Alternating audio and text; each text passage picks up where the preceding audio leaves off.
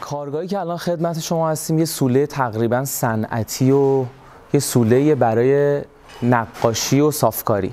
اونجا دو تا سوله داریم، اینجا مجموعه خودرو هستش.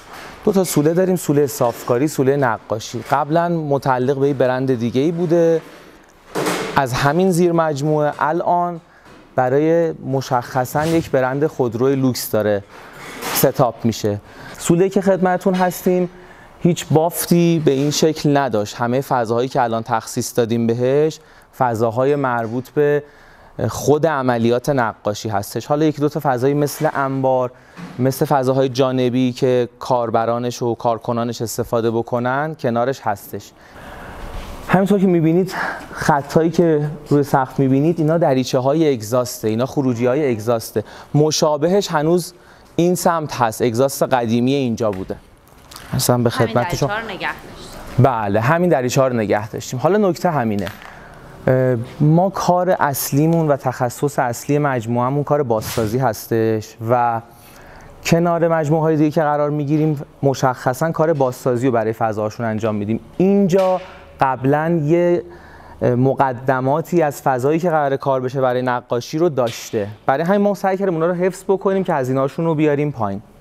برای مثال همین اگزاستی که میبینید هم اگزاستش موجوده هم کانال کشیش همینطور که میبینید بوده.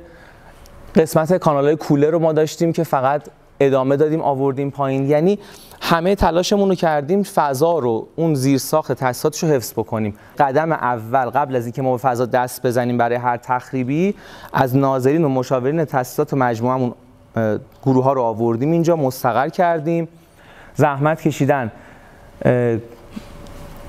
این حجم بادی که لازم داره، حجم اون مکشی که لازم داره که فضای رنگ هست. این سوله ها هر کدوم توی ترازی بودن قبلتر که بعداً برای اینکه یک پارچه بشه اینها رو اومدن به همدیگه انطباق دادن، یه سازه اتصالی کار کردن مثل این لدری که الان بالا سر من هستش. ببینید اون نمیدونم حالا مشخص اگر اون نردبونی که میبینید زیر خرپا اجرا شده اومدن این نردبونی ها رو بین سوله ها اجرا کردن با حالا اون التزاماتی که سازه داره و این سقف ها رو به همدیگه اساین کردن شده یه مجموعه یک پارچه. بعداً نظر دوستان، این نظر که حالا کاربریش عوض شده، اون برند عوض شده، اینجا شده صافکاری و نقاشی، ما باید این سقف‌ها رو به همین فرم حفظ بکنیم. کلاً سقف سوله اینجا خرپا اجرا شده، حالا یه سری اتصالات بین خرپایی هم کار شده که اینا رو به هم وصل کرده. ما به این سیستم سازه‌ایش هیچ دستی نزدیم. ما کارفرمامون چون خیلی فورس هم پشت این قضیه گذاشته بودن، ما اولین کاری که کردیم سونداژ کردیم. یعنی من حالا روال کلیشو دارم میگم، شاید یه مقدار تو کار ما این کم و زیاد شده باشه چون ما یه چیزایی رو جلوترش میبینیم که حالا به مرور دوستان کار بکنن این دید رو پیدا میکنن. اما اگر شما صفر میرین توی ساختمونی، چه سوله، چه صنعتی، چه مسکونی، کارفرما ازتون میخواد که این دیوارها جابجا شه یا پلن معماریتون بهتون میگه باید یه سری جابجایی داشته باشیم، قبل از اینکه به معمارتون یا به طراحتون بخواین کانفرم بدین حتما یه سونداژ باید انجام بدین. سونداژ میکنین جای ستونها در میاد، اتصالاتش در میاد. مثلا ما اومدیم چیز جالب اینجا دیدیم، سونداژ کردیم دیدیم اینجا بادبند بوده، کاربر قبلی اومده بادبند و بریده جای فرم در گذاشته. یعنی یه کار بسیار غیر استاندارد که اصلا برای این سوله هم خطرناک بود این موضوع. دقیقاً. رد آثار اون بادبند قبلی اینجا. بله دقیقاً. چیکار کردیم؟ ما که باید این دیوار رو برمی داشتیم. اومدیم بالا، این تیر رو می‌بینید؟ این ناودونی دوبل شده یه باکس. زیر سری همین اوستای عزیزمون اجرا کردن.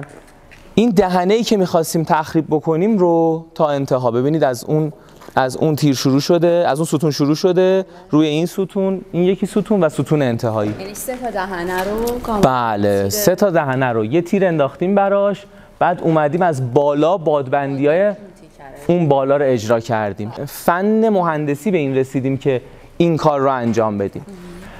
این تقویت ها رو انجام دادیم، بعد این بادبندا رو کار کردیم. عرضم به خدمت شما شد سازه ایش. الان یه سری سازه هایی رو هم من توی سقف میبینم، یه سری قوطی کشیش مجدد شما انجام دادید یا اینا بود؟ ببینید ما خود خرپا، خود سقف، اون دیتیل اجرای ایرانیتی که برای سقف کار شده، اون پشم سنگی که کار شده بعد از اجرای اسکلت، اون فرم تیرریزی که با قوطی کشی انجام شده، اون اصلا خودش عملکرد سازه‌ای هم داره برای سقف، یعنی برای بار باد و برف و اینها اون سازه باید باشه. اما اتفاقی که افتاده، ما چون تراز سقف اینجا رو می‌خواستیم کوتاه‌تر بکنیم، نیاز بوده که دستک بگیریم از سقف. چرا؟ به خاطر اینکه ساز کناف این تاباوری رو نداره که شما 2.5 متر، اصلا 2 متر، اصلا نه 1.5 متر این سازه به این ضعیفی رو، حالا این که الان یوش افتاده، ولی شما آویز و حمال نمیتونین از این فاصله بگیرین. چرا؟ همین فقط تخیلش کنید، ببینید، فکر کنین با یه ارتفاع 2.5 متری یه سازه نازکی حتی اگه به هم قفل و بستن بشه آویزون شده و قراره ازش وزن کناف بیاد پایین. اگر هیچ پایداری نداره. سازه‌های کناف رو دیدیم اون روز که به چه صورتی هست. ایشان دارم میفهمن که اگر ارتفاع خیلی زیاد باشه اتصالات ضعیفی خواهیم داشت با توجه به ارتفاع و همین خاطر سازه کشی مجددی برش دیده شده. اگه دفعیم تو دیوار ران رستاد، اگه جا کم داشتین از کمترین عرض ران رستاد استفاده میکنین. اگه خواستین جلو صدا رو بگیرین میرین تو عایقای پشم سنگ و پشم شیشه. اگر میخواین جلو حرارت رو بگیرید، اگر میخواین صدای رایزر رو بگیرید، خیلی خونه ها میان میگن به شما که آقا صدای لوله میاد، از این پشت لوله داره رد میشه.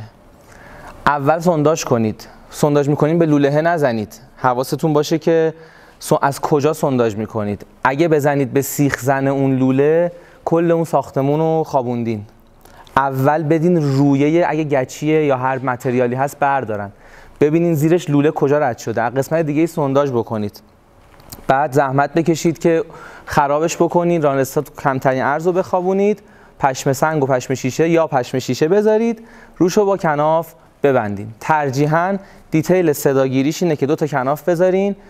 اگه میخواین دو طرف، مثلا دیوار اتاقه، یه دیوار اتاقه میخواین صدا رو بگیرین، 2 طرف 2 تا کناف پشت بخوره، 2 تا جلو بخوره، وسط پشم سنگ کار بشه. راجع به سقف ما میریم رو سازه های F و U و حالا مشتقاتی که توی این قسمت برای سقف کار میشه. شما میخواین یه ارتفاع سقفی رو کار بکنین، کناف بکنین، جا ندارید، مثلا تیرچه رد شده، جایی دیگه ندارید، سقفتون کمه جاش، شروع میکنین از اتصالات تیرچه رو نمیزنید.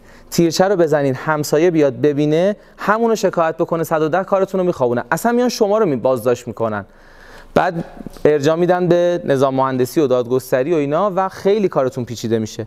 چی کار بکنید؟ سعی کنید اتصالات تیرچه رو قوطی کشی کنید. آقا میگید هزینه قوطی کشی زیاد میشه، چی کار انجام میدین؟ اگر ارتفاعتون تا نیم متر، قوطی 2x2 استفاده بکنید. اگر بلندتر مثل ما دیگه مجبورید مینیمم 4x4 استفاده کنید. از این 2 حالت خارج استفاده کنین ضرر مالی کردین.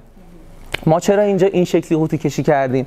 به خاطر اینکه علاوه بر اینکه می‌خوایم آویز بگیریم، می‌خواستیم اتصالات لوله های برق، دتکتورها هستش، چراغا هستش، کانال هستش، اسپرینکلرها هستش. اسپرینکلر وقتی فشار آب میفته توش ضربه میزنه، اگه خدا نکرده اتفاقی بیفته آتش سوزی، اینا فعال بشه به ترکه، شروع میکنه اون پمپش سقفشو اگر درست اجرا نکرده باشن دقیقاً آسیب میزنه، میاد پایین و اصلا بدتر از اینه، نه اطفا میکنه، آسیب هم بهتون میزنه. قوطی ضخامت‌های مختلف داره. هر موقع زنگ می‌زنین قوطی سفارش بدین، می‌خواین برای همچین کاری سفارش بدین، بگین قوطی با ضخامت استاندارد می‌خوام. میفهمه شما قوطی کلوف نمی‌خواین و مغروم به صرفه تر میشه براتون. این از بابت سقف کاذب. هایی که اضافه کنید، حالا به لحاظ آتش نشانی، پمپی، آبی که می‌خواسته وجود داشته باشه، اگر گازی هست، روشنایی هست، تمام این اتصالات داره به قوطی‌های آهنی که جوش شده به اصطلاح اتصال پیدا میکنه و سازه های کناف اگر قرار هست به اینها متصل میشه. بله دقیقاً. بله. عرضم به خدمت شما که خب من استراکچر خود سازه رو گفتم، راجع به کناف گفتم، در مورد خود اگزاستا رو هم به من میگی؟ خود اگزاستا. بله. هر دستگاهی باشه ما اینا رو روی سقف اساین میکنیم. چجوری اساین میکنیم؟ براش شاسی میکشیم. سوله است بازم روی سقف؟ بله حتما. چرا دلیلش چیه؟ به خاطر اینکه این باید این مکش که انجام میده یا دهش که انجام میده باید پشتش فضای باز باشه. حالا چه سیستمای مثلا VRF چه ارزم به خدمت شما، حتی کانال کولر شما میخواین کولرتون رو میخواین بذارین بهتره بیرون باشه، حالا دورش یه کاوری انجام میدین، ولی برای سیستم بادرسانی بیرون گذاشتن دستگاه بهتره. داخلم بعضا میذارن با یه سری تمهیدات خاصی، پشتش دریچه ایجاد میکنن، ولی خب شما دوباره کنده‌کاری داری، شاسی کشی داری و اینها. بالا یه شاسی پایه‌ای میذاری و در واقع دستگاه رو میذاری روش. سیستم اگزاست رو برای برآوردش نگاه میکنن که این ذرات رنگ با این وزنی که حالا من دارم مشخصا راجع به اینجا و اگزاست اینجا صحبت میکنم، مثلا این ذرات رنگ با اون پاشش برای قطعات رو میخوان رنگ بکنن، این وزنش و این پاششش چقدر نیاز به مکش داره تا اینا به راحتی رو زمین نشینه و کارشون رو خراب نکنه. اون ظرفیت مکشی که داره مشخص میکنه که اون دستگاه اگزاستی که باید بخرن چند کاوا باشه. مثال دارم عرض میکنم، اون قسمتی که ما 4 تا ماشین میخوایم بخوابونیم یا فضای پشت سر من، حالا اگر تو فیلم مشخص نمیشه، فضای پشت سر من که 3 تا ماشین میخواد بخوابه، این ظرفیت خروجی‌های اگزاستش و دریچه‌های اگزاستش، میگم مثلا این اگزاست رو که ما به خاطر اینکه چیزی که بود رو نخواستیم دست بزنیم اصلا براش محاسبه ای نکردیم، این اگزاست و اون اگزاست حلزونی بالا هستن سر جاشون، چون قبلا ازش بوده و کاربر استفاده میکرده و راضی بوده. برای اون قسمت ما یه کار جدیدی اومدیم اگزاستش رو پلنیوم دار کردیم. یعنی چی؟ یعنی این اگزاستی که الان اینجا هستش از کل این فضا باد رو میکشه. اون اگزاستی که ما اونور زدیم تو هر نقطه پلنیوم داره. الان از اینجا بچه‌ها بیاین از این ور ببینید، نکنین 1 2 تا 3 تا 4 تا 5 تا به ما به اینا میگیم پلنیوم باکس. اینم خوبه بدونید. کلا هر جایی که شما گیر کردی تبدیل میزنی، ولی نه دلیا. یعنی شما تبدیل رو میاری بر مبنای حالا محاسباتی که وجود داره، سایز دریچه‌ای که میخواد تغییر بکنه چجوریه، این میتونید تبدیل بزنی.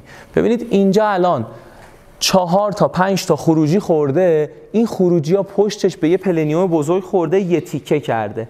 4 تا پلنیوم اومده اینجا خورده، همه با هم یکی شده میره به اون اگزاسته. تبدیل منظورتون همون چرخشیه که نه ببینید اون یک نوع تبدیل، اون چرخشه ما به اون میگیم تیک آف. بله.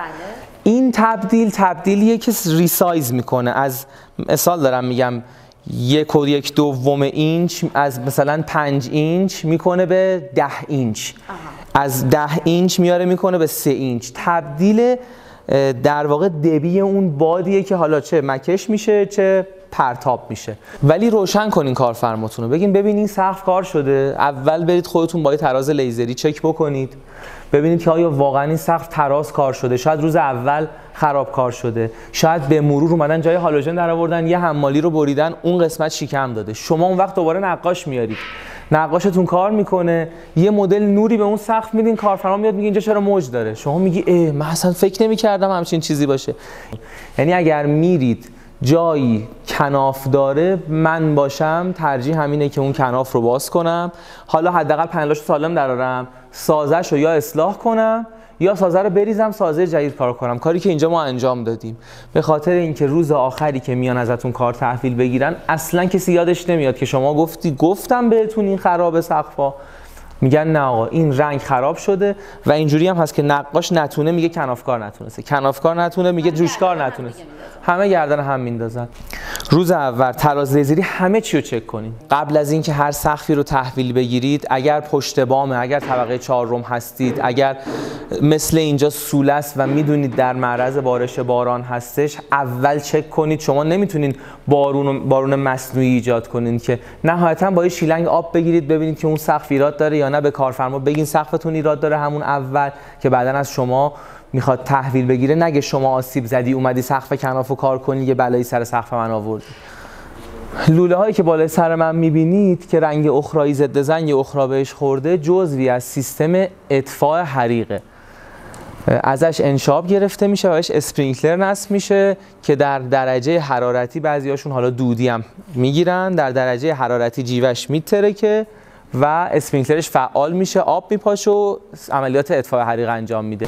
کارگاهی میگن چای. بله اینو چای رو باید بزنید که اگر میخواین توی کار بازسازی بیاید حتما باید چای کارگاهی فقط بخورید. ماچا و نمیدونم اینا فایده نداره. ایشون هم که دارن زحمت چایی الان کشیدن، ایشون بهترین جوشکار ایرانه. یعنی من توصیه‌ام اینه که شماره ایشون رو بعد از این سشن داشته باشید. مرسی، من ندارم. ما اردیبهشت ما این سوله رو تحویل گرفتیم، داشتید میرفتید، من بیفور اینجا رو بهتون نشون میدم. شما امکان نداره باور کنید همونجا اومدید. اینجا نزدیک به 4 ماه متوسط 50 نفر توش کار کردن. از سیستم گازش، اعلام حریقش، اطفاء حریقش، رولاب‌هاش، همه در بهینه ترین حالت ممکن بازسازی شده. بازسازی یعنی مهارت تکنیکی ایجاد یه توازن بین هزینه هاتون، داشته هاتون و ریزالتی که کارفرما ازتون میخواد. وگرنه همه چی رو بریزی پایین دوباره ببری بالا، مثل اون بحث کناف، اون بحثی بود که ما ناگزیر بودیم. اگه بخوایم این کارو بکنیم خیلی راحته. این که شما دوباره بهتون تماس بگیرن، بهتون دوباره پیشنهاد کار بدن، به فامیلاشون شما رو معرفی کنن، به این بستگی داره که آخر سر ریال کار چقدر براشون به صرفه شده. به حس بکنه کارفرما که شما صرفه جویی کردی، پول تو جیبش نگه داشتی. سیستم اینجا سقف اکسپوز، قبلا سقف با یه ارتفاع خیلی پایین تر داشته. رنگش رنگ خاصیه که من خدمتتون میگم این رنگ در واقع وینیل باید کار بشه، ولی ما دوباره پول اون رنگو ندادیم و رنگ عادی کار کردیم. ولی شما اگر رفتی جایی خاصی رو پشم سنگ رنگ بزنی، حتما سعی کنید از رنگ وینیل، رنگ‌های مشتقات وینیل استفاده بکنید. عرضم به خدمت شما که رنگ لوله هاش خاصه، رنگ سینیش خاصه.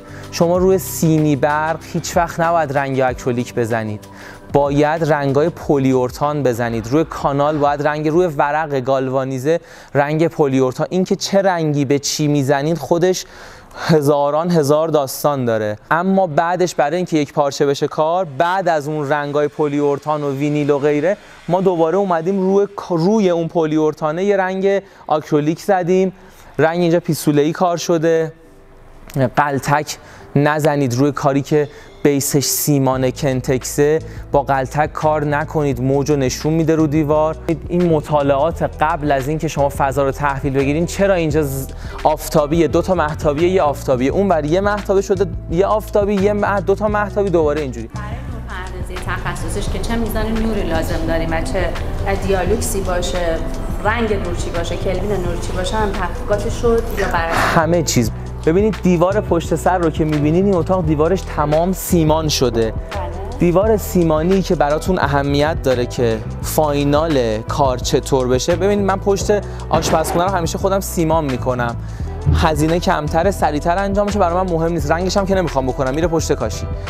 ولی این دیوار سیمانش مهمه چون رخ کاره، فاینال کاره و قرار رنگ بشه. مثلا دیوار نما باشه، دیوار اینجوری باشه، از بتونه کاسماتیک برای زیرکاریش استفاده میکنیم. اینا بعداً بهش قلاب و زنجیر وصل میشه، یه قطعه اینجا میذارن، تیفو رو میبندن، انقدر میکشن این قطعه رو میکشه و مثلا دره اگه قور شده باز میکنه، یا یه قطعه‌ای که از 3 جهت اینجوری شده از 3 جهت قلاب میندازن. ما بله ببینید اینجا فکر کن نقاشی شده بود، اومدن گفتن که ما اینا رو میخوایم. اینجا هیچ نگرانی نداره، هیچ گاردی نگیرید، انجام بدید براشون. ما اینجا رو کندیم، عمیق کندیم، 2 متر صف ستون گذاشتیم، صف ستونا رو آرماتور بستیم بهشون، بیس پلیت کار کردیم، بتون اسلام بالاد خودمون درست کردیم، دستی تو کارگاه ریختیم. الان خدمتتون میگم ستون رو کار گذاشتیم، سقف و این الان کنافش بسته شده، اینم بخشی از اون سوله است. از اون سوله ها شاسی کشی کردیم، شاسی رو آوردیم پایین و این خرک ها رو، این اهرم ها رو به اون شاسیه دوختیم.